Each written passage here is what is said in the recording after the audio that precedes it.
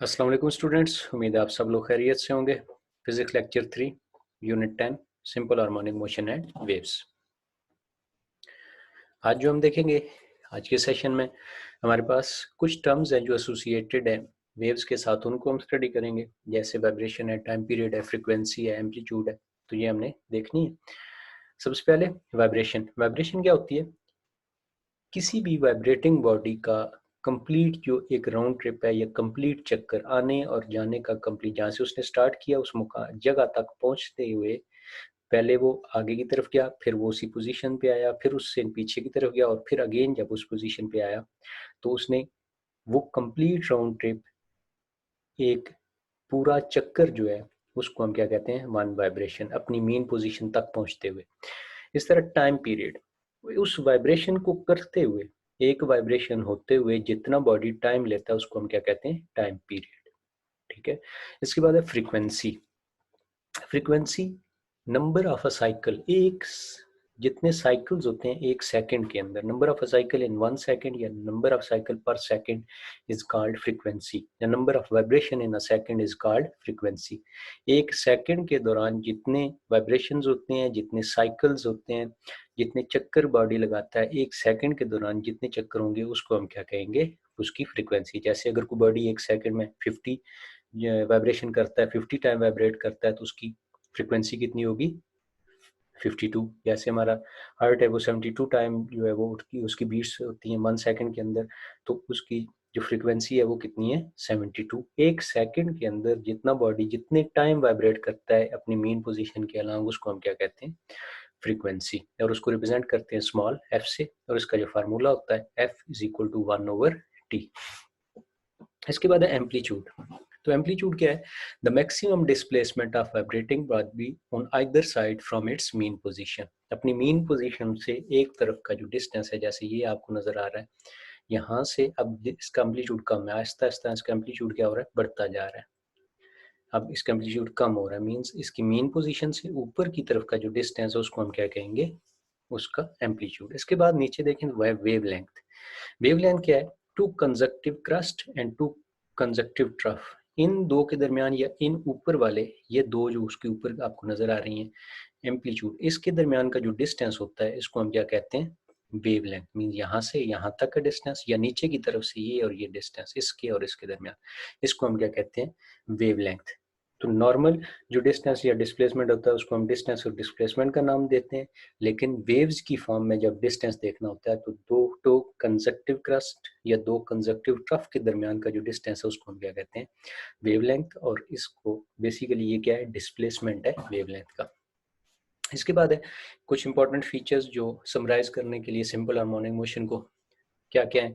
A body execute simple harmonic motion always vibrate about a fix position. सबसे पहली उसकी condition क्या है? एक बॉडी वाइब्रेट करे फिक्स पोजीशन के अलॉन्ग। दूसरा, उसका acceleration always toward its mean position. तीसरा, acceleration directly proportional to its displacement. Acceleration displacement के डायरेक्टली प्रोपोर्शनल होना चाहिए, और एक्सेलरेशन जो है वो मीन पोजीशन पे 0 होगा, और एक्सट्रीम पोजीशन पे जो है वो will be maximum eight extreme position. या इसको अगर हम देखें तो एक्सट्रीम पोजीशन पे वैसे तो स्पीड के साथ अगर देखें स्पीड 0 होती है तो एक्सेलरेशन भी 0 होगा, लेकिन क्योंकि वो मूव कर रही है तो मूव करते हुए उसने बॉडी ने किधर आना है? मीन पोजीशन की तरफ। तो एक्सट्रीम पोजीशन पे से मीन पोजीशन की तरफ आते हुए एक्सेलरेशन क्या होता है? हाईएस्ट होता है, ज्यादा होता है।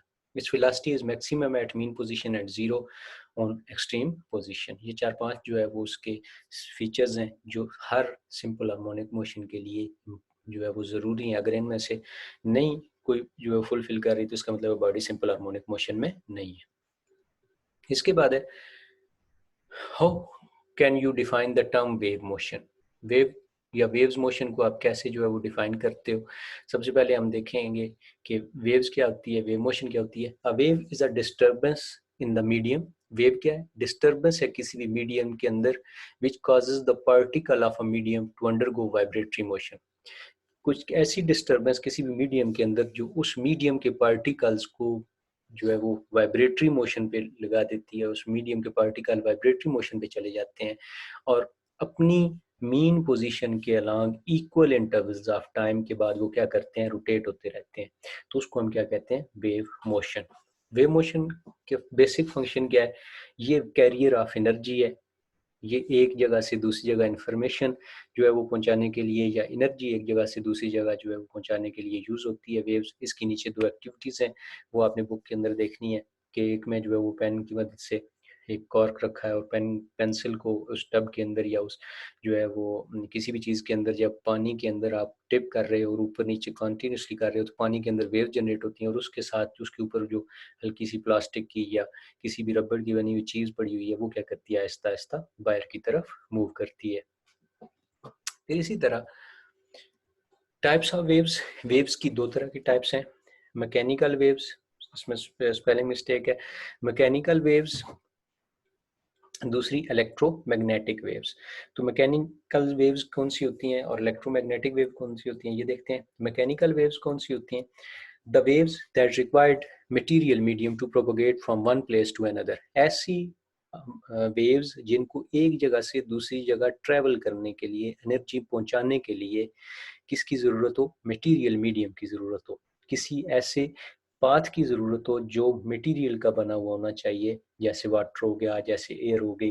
अब साउंड को एक जगह से दूसरी जगह पहुंचने के लिए क्या चाहिए, एयर चाहिए। सो वेव्स हैं, वाटर वेव्स हैं, तो उन वाटर वेव्स के ऊपर जो एनर्जी हमने ट्रांसफ़र करनी है उसके लिए हमें क्या चाहिए, वाटर वेव्स बननी ज़रूरी है, मीडियम वाटर होना ज़रूरी है। इसी तरह साउंड वेव्स के लिए एयर का होना ज़रूरी है, तो एयर नहीं होगी तो साउंड प्रोड्यूस नहीं हो सकेगी, साउंड ट्रैवल नहीं कर सकेगी। तो ऐसी वेव्स जिनको ट्रैवल करने के लिए किसी मटीरियल मीडियम के होने की ज़रूरत होती है, उसको हम क्या कहते हैं, मैकेनिकल वेव्स। अब इसकी मज़ीद आगे फर्दर टाइप्स हैं, इलेक्ट्रोमैग्नेटिक वेव्स को देखने से पहले हम देख लेते हैं लॉन्गिट्यूडनल वेव्स और ट्रांसवर्स वेव्स। लॉन्गिट्यूडनल वेव्स कौन सी होती हैं, in longitudinal waves the particle displaced the particle displacement is parallel to the direction of propagation of wave। जैसे वेव ट्रेवल करती है, जैसे स्प्रिंग है, तो स्प्रिंग को हम आगे और पीछे की तरफ मूव करवाते हैं, मींस वेव स्प्रिंग को हम कैसे जो है वो स्ट्रेच और कंप्रेस करते हैं, तो उसको खींचते हैं या उसको पीछे की तरफ दबाते हैं। अब उसके पार्टिकल जो है वो डिस्टेंस कैसे चेंज हो रहा है, उसके पार्टिकल्स के साथ पैरेलल, मीन पार्टिकल्स जो है वो पैरेलली मूव कर रहे हैं, तो प्रोपगेट करते हुए लॉन्गिट्यूडल वेव में उसकी डायरेक्शन क्या होगी, पैरेलल होगी। और इसके दो तरह के जो है वो कंपोनेंट्स होते हैं, it consist of compression and rarefaction. Compression क्या होता है, जब ये ऊपर आपको वेव बनती हुई नजर आ रही है कि कैसे वेव जो है वो ट्रेवल कर रही है, आप आगे और पीछे उसको वेव आगे और पीछे मूव करते हैं, इसकी जो है एनिमेशन आप देख सकते हैं। कंप्रेशन क्या होता है, compression the distance between particle और loop decreases, it is called compression. जैसे हम हाथ से दबा रहे हैं तो ऐसा सा पार्टिकल या लूप एक दूसरे के क्या आ रहे हैं, करीब आ रहे हैं, क्लोज होते जा रहे हैं। तो जब वो एक दूसरे के लूप क्लोज हो जाए या पार्टिकल एक दूसरे के करीब आ जाए, तो उसको हम क्या कहते हैं, कंप्रेशन। दूसरा है रेयरफेक्शन, अगर पार्टिकल डिस्टेंस जो है वो बढ़ता जाए आहिस्ता आहिस्ता, तो क्या होता है, लूप के दरमियान डिस्टेंस बढ़ रहा है, पार्टिकल के दरमियान डिस्टेंस बढ़ रहा है, तो उसको हम क्या कहते हैं, रेयरफेक्शन कहते हैं इसको। सॉरी, यहाँ पे आपने रेयरफेक्शन करना है। द डिस्टेंस बिटवीन पार्टिकल और loop increases, it is called rarefaction. ये कंप्रेशन नहीं है, इसको आपने करेक्ट कर लेना है। इसके बाद है ट्रांसवर्स वेव्स। दूसरी जो टाइप है मैकेनिकल वेव्स की, वो क्या है, ट्रांसवर्स वेव्स। ट्रांसवर्स वेव में इसकी भी आप जो है वो साथ देख लें फिगर, ये ऊपर और नीचे की तरफ वेव जिस तरह पानी के अंदर बनती है उसकी वेव को आप देखें, तो ये इस तरह की पार्ट, इसकी जो मोशन होती है, इसके पार्टिकल कैसे मूव करते हैं, इसकी मीन पोजीशन के परपेंडिकुलर मूव करते हैं। जैसे उसका पाथ है, तो पार्टिकल ट्रेवल करने के लिए क्या होता है, ऊपर नीचे मूव करता है। जैसे पानी की सरफेस सीधी है, पानी प्लेन है, तो जब वेव प्रोड्यूस होगी तो वो कैसे ऊपर और नीचे, जैसे यहाँ पे वेव प्रोड्यूस हो रही है उसके साथ ऐसे वेव जो है वो प्रोड्यूस होती है। तो पार्टिकल्स कैसे ट्रेवल करेंगे, perpendicular to the direction of wave और पाथ ऑफ प्रोपगेशन। इस consist of crust and troughs. ये क्रस्ट और ट्रफ के ऊपर कंसिस्ट करता है। अब क्रस्ट क्या होता है, क्रस्ट मीन पोजीशन से यहाँ से ऊपर की तरफ, ये जो ऊपर की तरफ आपको नजर आ रहा है, ये क्या है, ऊपर की तरफ का जो डिस्टेंस है उसको हम क्या कहते हैं, क्रस्ट।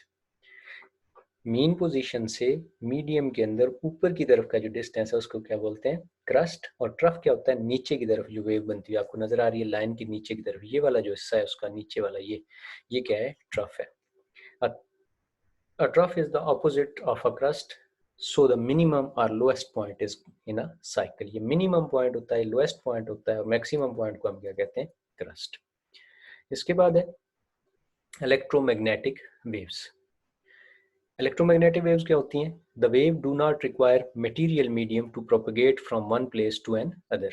ऐसी waves जिनको एक जगह से दूसरी जगह ट्रेवल करने के लिए मटेरियल मीडियम की ज़रूरत नहीं होती, जिनको ज़रूरत होती है वो मैकेनिकल वेव्स में आ जाती हैं, और जिनको नहीं ज़रूरत होती उनको हम क्या कहते हैं? Electromagnetic wave. जैसे radio waves, television waves, X rays, light waves, ये सारी जो है वो किसकी फॉर्म्स है? इलेक्ट्रोमैग्नेटिक वेव्स हैं। लाइट, ये जो चार्जेस हैं मूव करने के लिए, ये सारी एक जगह से दूसरी जगह ट्रेवल करने के लिए इन्हें मीडियम की ज़रूरत नहीं होती। ये जो वेव्स हैं ये ट्रेवल करती हैं विदाउट एनी मीडियम। इसके बाद है डैम्प्ड ऑसिलेशन। डैम्प्ड ऑसिलेशन क्या होता है? अब थ्रू आउट अगर हम देखें मैकेनिक्स के अंदर, तो जब भी जहाँ पे फ्रिक्शन प्रोड्यूस होती है वहाँ पे फ्रिक्शन क्या करती है? अपोज करती है मोशन को की अपोजिट होती है, मोशन को नहीं होने देती, या मोशन को जो है वो डिफिकल्ट कर देती है मोशन के लिए, कि मूवमेंट जो है वो इजीली नहीं होती। तो डैम्प्ड ऑसिलेशन क्या है? The oscillation of a system in the presence of some resistive force. Vibratory motion oscillation किसी भी बॉडी की किसी रेजिस्टिव फोर्स, किसी फ्रिक्शनल फोर्स की मौजूदगी में अगर वाइब्रेशन हो तो उसको हम क्या कहेंगे? Damped oscillation. अगर बॉडी वाइब्रेट कर रहा है लेकिन वहाँ पे रेजिस्टिव फोर्स भी मौजूद है, तो उस रेजिस्टिव फोर्स के साथ जो ऑसिलेशन हो रही है उसकी मौजूदगी में उसको हम क्या कहेंगे? Damped oscillation. फ्रिक्शनल इफेक्ट क्या होता है? Practically, friction opposes the motion in all system. Friction reduce the mechanical energy of a system. क्या करता है? फ्रिक्शन की वजह से मैकेनिकल एनर्जी रिड्यूस हो जाती है, कि काम करने की जो सलाहियत है, मूव करने की जो सलाहियत है, काइनेटिक एनर्जी को के अपोजिट होती है फ्रिक्शन है। जैसे जैसे टाइम पास करता है तो जो है वो क्या होती है? उसकी मैकेनिकल एनर्जी रिड्यूस होती है, और उसके रिड्यूस करने की वजह से जैसे जैसे बॉडी आगे मूव करेगा, उसके मूव करने की वजह से क्या होता है? उसका एम्पलीट्यूड भी क्या करता जाता है? रिड्यूस होता जाता है।